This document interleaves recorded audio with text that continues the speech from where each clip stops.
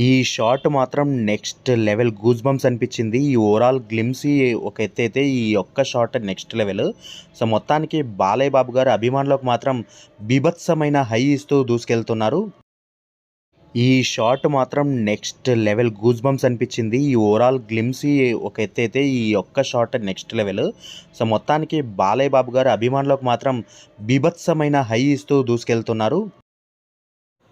Hello guys, నేను మీ వెంకట్ యాదవ్. ఈరోజు ఈ వీడియోలో మనం మాట్లాడుకుందాం ఎన్బీకే 109కు సంబంధించిన గ్లిమ్స్ అయితే మనం అందరం చూసేసాం కదా. సో అసలు ఎక్స్పెక్ట్ చేయలేదు ఈ కైండ్ ఆఫ్ ట్రీట్ ఇస్తాడు ఫ్యాన్స్కి బాబీ గారు అని అయితే. సో చాలా డిఫరెంట్గా అనిపిస్తోంది. బాలయ్య బాబు గారి నుంచి ఒక డిఫరెంట్ యాక్షన్ ఎంటర్టైనర్ చూస్తున్నాం అనిపిస్తోంది.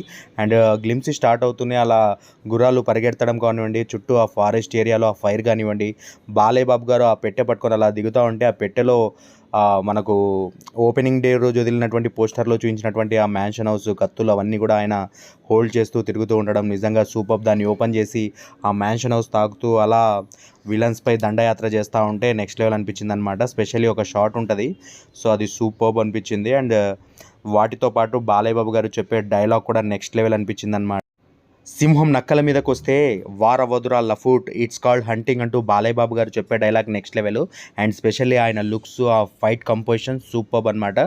బాబీ గారు నిజంగా థ్యాంక్ యూ అండి, మీ ఇలాంటి ట్రీట్ ఇస్తారనుకోలేదు. నిజంగా సూపర్.